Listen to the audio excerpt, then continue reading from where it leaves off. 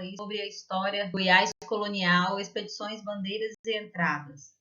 Nesse contexto, então, a gente vai conhecer um pouquinho sobre como o ouro chegou até aqui, né, a questão econômica, a vida dos escravos, enfim, um conteúdo para vocês realizarem, né, as atividades propostas no GPA.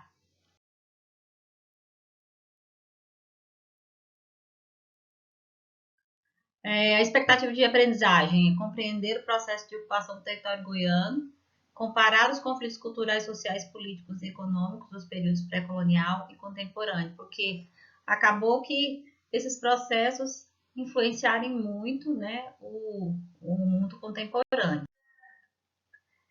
Dentro desse contexto, então, a gente tem que entender que existia, né, um movimento muito grande para a questão de se adentrar no interior do país. E nessa investida, criaram-se as bandeiras, né? Essas bandeiras, então, elas começaram a favorecer a vinda para o interior, daí, então, encontrou-se várias regiões, como Goiás, Mato Grosso, Minas Gerais, enfim, muitas regiões do interior do Brasil.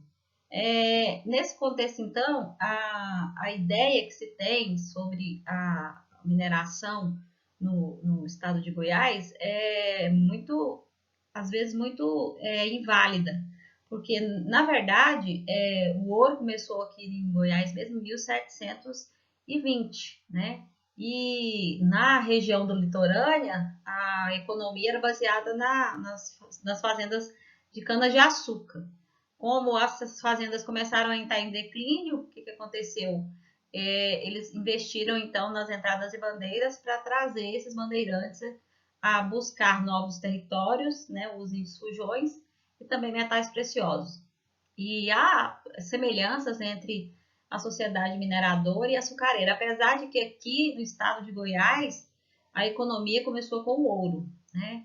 Mas a semelhança é o uso da mão de obra escrava, né? A existência de grandes diferenças sociais. Isso, então, influenciou em todos os lugares, né, que tiveram a mineração, né? A mão de obra escrava é o principal fator. A maior das diferenças é o modo urbano, comum nas sociedades mineradoras, que não eram majoritariamente na sociedade açucareira.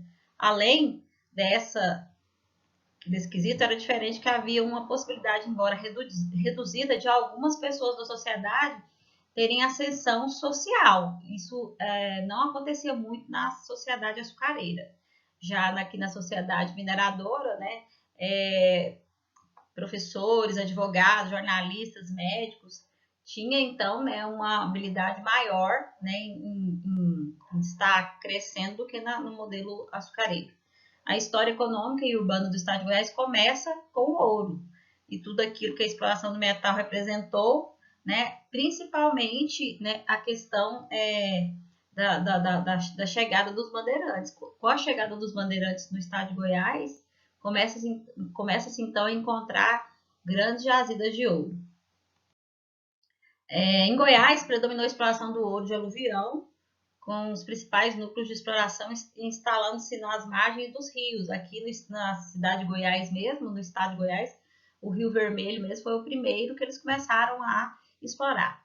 Como escreveu Palacin, que é um dos principais autores da história de Goiás, bastava água e ouro para que se fundasse um arraial pelo imenso território das minas de Goiás, né? Então, essa ideia de mineração, ela se partiu principalmente a partir, né, do rio, né? Se tinha o rio, automaticamente eles começavam a garimpar e dali surgiu os pequenos povoamentos.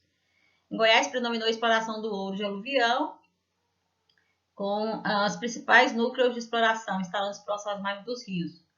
Bastava-se água e ouro para que se fundasse um arraial pelo imenso território de Minas e Goiás. A formação dos arraiais do ouro, como destacam, trouxe uma nova forma de povoamento ao Brasil colonial. Essa ideia, então, era muito importante porque demonstra que, mesmo com a crueldade, né, da escravidão, mesmo com a mineração sendo totalmente descontrolada, o que acontecia?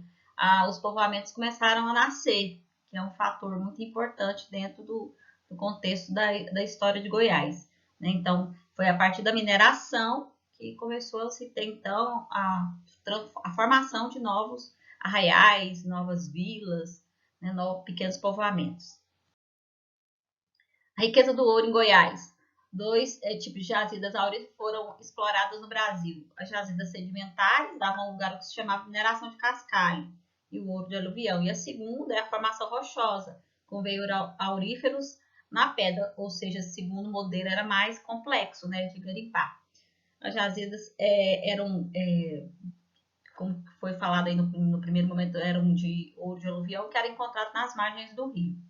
O trabalho do mineiro, que era o principal, né, representante da mineração, e nesse período se cobrava muito imposto nessas regiões, tanto em Minas Gerais, quanto em Goiás, quanto no Mato Grosso.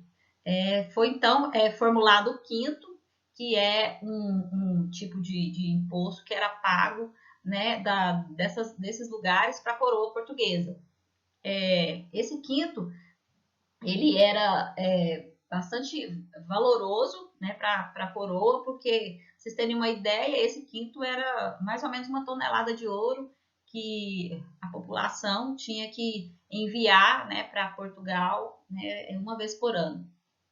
E, para vocês terem uma ideia, o estado de Goiás, né, aliás, Goiás, né, o estado de Goiás, foi o segundo produtor de ouro no Brasil, bastante inferior a Minas, o que se parece. Mas mesmo assim, né, daqui do estado de Goiás saíram muitas jazidas de ouro para Portugal. A vida do escravo, né? A vida do escravo nas Minas era extraordinariamente dura, né? Porque eles trabalhavam muito, sem nenhum, né, retorno, e ainda eram considerados como coisas, né? Eles não tinham nenhum tipo de benefício, eram castigados e muito, muito, muito violentados nesse processo. Mas que a gente sabe que eles foram os principais, a principal mão de obra nesse momento aí. Então, alunos, é isso aí. Espero que vocês tenham entendido, né? E até uma próxima aula.